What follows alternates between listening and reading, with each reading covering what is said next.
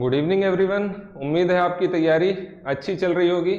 और हमारी जो करंट की सीरीज चल रही है उसमें आज हम 31 जुलाई का अपना लेक्चर लेकर आए हैं। और चालू करने के पहले फिर से एक अनाउंसमेंट कि हमारा ऐप है, गूगल प्ले में जाकर सर्च करिए एजुकेन CGPSC CG व्यापम, डाउनलोड करिए। और कल से 1 अक्टूबर से जो है कुछ हमारी नई बैच चालू हो रही है। और उसमें अगर आप ऐप में जाएंगे तो उसमें 7 डेज का डेमो लेक्चर का आपको एक कोर्स मिलेगा। उसे जाकर आप ऑप्ट करके 7 डेज का जो है अपना एक डेमो कोर्स देख सकते हैं। तो डाउनलोड कीजिए ऐप को और अपनी तैयारी को और स्ट्रांग करिए। चलिए तो चालू करते हैं आज 31 जुलाई का हमारा करंट अफेयर। क्या क्या खास बातें हैं। तो हाल ही में इसरो द्वारा किस देश की सैटेलाइट को अंतरिक्ष यान में भेजा गया। तो ये अभी आपने भेजा गया, अभी आपने कुछ दिन पहले ही हमने पढ़े थे कि ये सिंगापुर के कुछ सैटेलाइट को जो है भेजने वाला है इसरो। और इसरो जो है अभी इस साल आप देखेंगे तो कई महत्वपूर्ण मिशन इसरो के हो रहे हैं। जैसे हमने हाल ही में देखा चंद्रयान 3 के बाद ये सिंगापुर वाला हो गया। इसके बाद आने वाले समय में हम देखेंगे सूर्य का एक आदित्य L1 करके मिशन होने वाला है। और आने वाले समय में 2024 तक के जो है भारत अपना एक गगनयान नाम से एक अपना स्पेसिफिकली फॉर मैंड या फिर मानव रहित यान भी जो अंतरिक्ष में भेजेगा। तो इस चीज को लेके आपको मतलब इसरो के फैक्ट्स को आपको अच्छे से ध्यान रखना है। आने वाले समय में परीक्षा में इसरो से कोई ना कोई क्वेश्चन निकलेगा जरूर से।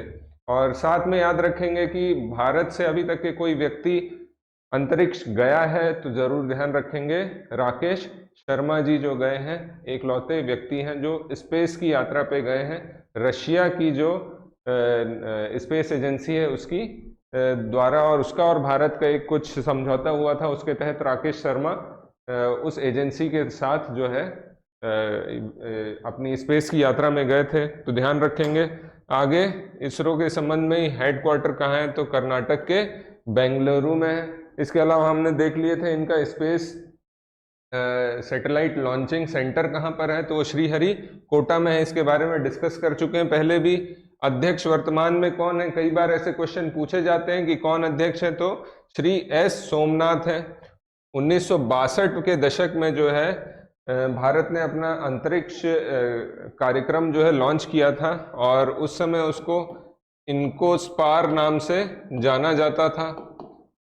आने वाले समय में 1969 में जो है डिपार्टमेंट ऑफ स्पेस की स्थापना की गई, और उसके तहत इसरो एक सेपरेट एजेंसी के रूप में बना।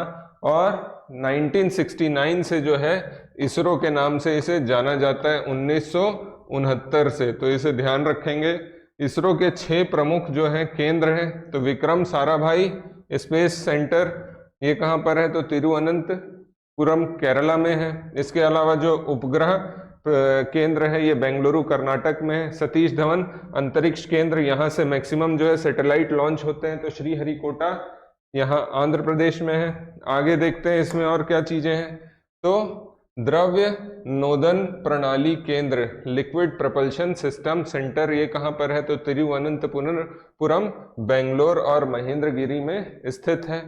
अंतरिक्ष उपयोग केंद्र सेक नाम से है, ये कहाँ पर, तो अहमदाबाद गुजरात में है। और अंतरिक्ष सुदूर संवेदन केंद्र ये कहाँ पर है, तो हैदराबाद तेलंगाना में। कई बार जो है इसके सेंटर्स भी पूछा जाता है पेपर में, तो आप ध्यान रखेंगे स्पेसिफिक सेंटर्स कहाँ कहाँ पर है, तो इन्हें जरूर ध्यान रखेंगे। इसरो बहुत इंपॉर्टेंट टॉपिक रहने वाला है इस बार। जो सैटेलाइट भेजी गई सिंगापुर की उसका नाम DSSAR है, और इसके साथ अन्य 6 उपग्रह को भी जो है भेजा गया। सैटेलाइट क्या है, तो PSLV C56 है। ठीक, आगे देखते हैं अगला क्वेश्चन क्या है।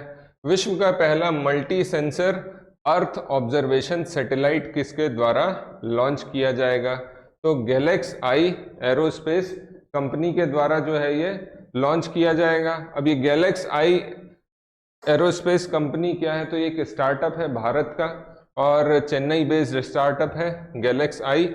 और ये अगले साल दुनिया का जो है पहला मल्टी सेंसर उपग्रह लॉन्च करेगा, जो कि आसमान में बादलों में जाकर जो है फोटोज खींचेगा, है ना। तो हाई रेजोल्यूशन की कुछ मल्टी सेंसर इमेजिंग सैटेलाइट है ये।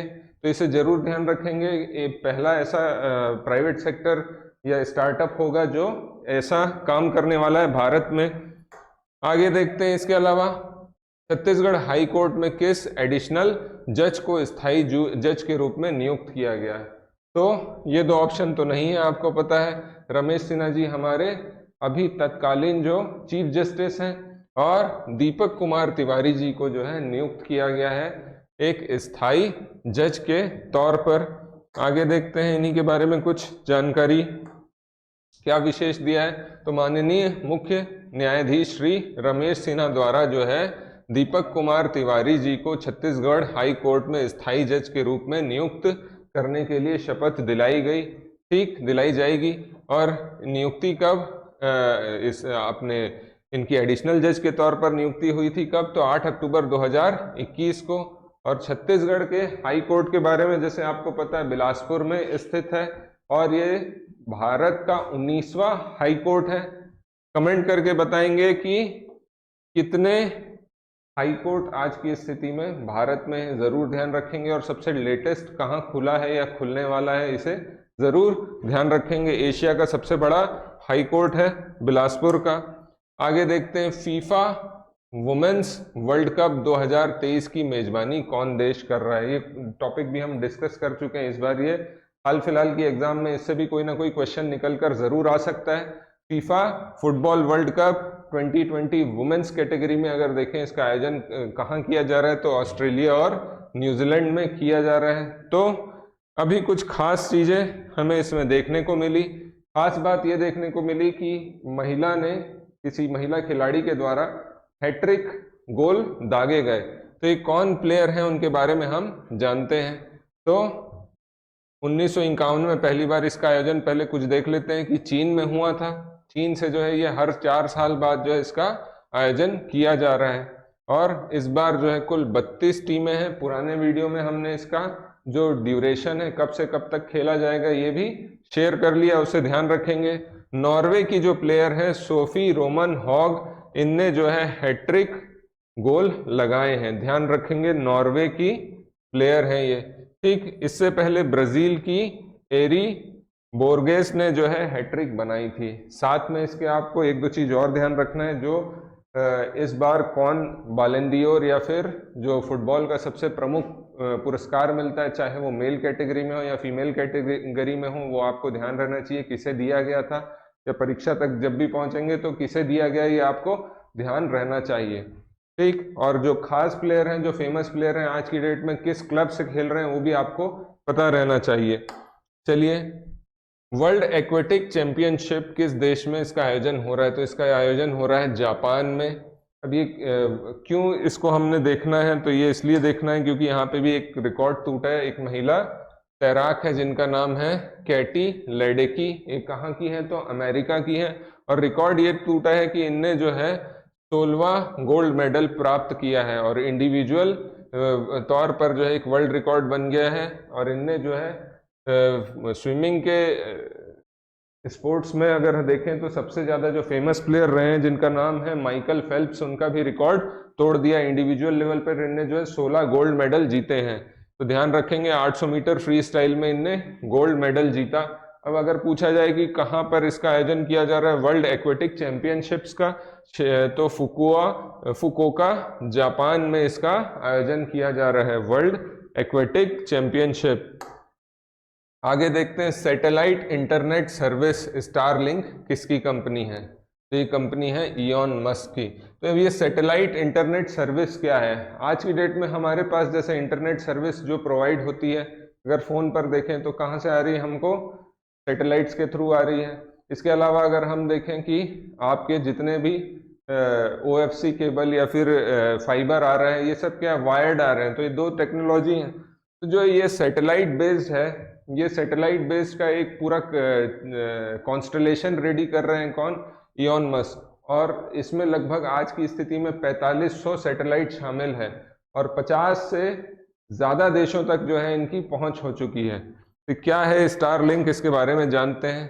तो पहले देख लेते हैं सैटेलाइट इंटरनेट क्या है। तो इसमें हमें अंतरिक्ष में छोड़े गए सैटेलाइट के द्वारा इंटरनेट सुविधा प्राप्त होती है। जिन सैटेलाइट को इंटरनेट तेज स्पीड से देने के लिए छोड़ा जाता है, उन्हें सैटेलाइट इंटरनेट कहते हैं। तो ये चीज़ ध्यान रखेंगे, ऐसे सैटेलाइट जो इंटरनेट प्रोवाइड कराती है और इसमें केबल की आवश्यकता नहीं होती है। ठीक, तो ये इलॉन मस्क की जो कंपनी है स्टारलिंक, ये ध्यान रखेंगे। कई देशों में जो है इनने इंटरनेट सर्विस प्रोवाइड करा के रखी है। कभी कोई आपदा आ गई, कोई त्रासदी आ गई या किसी कारण से कहीं अगर इंटरनेट कनेक्टिविटी अवेलेबल नहीं है, पहुंच नहीं है, तो सैटेलाइट के माध्यम से जो है वहां पर इंटरनेट की सुविधा प्रोवाइड कराई जा सकती है। तो ये अगर 4500 सैटेलाइट का इनका जो समूह है, कॉन्स्टलेशन है, 50 देशों तक ये पहुंच रहे हैं, तो इससे कहीं ना कहीं एक भय है, क्योंकि मोनोपोली जैसा माहौल हो गया है। तो आज के पेपर में अगर आप देखेंगे तो इसमें एक खास आर्टिकल आया है, तो इसमें अगर मोनोपोली हो जाएगी तो आने वाले समय में दूसरे देशों के लिए चिंता का विषय है।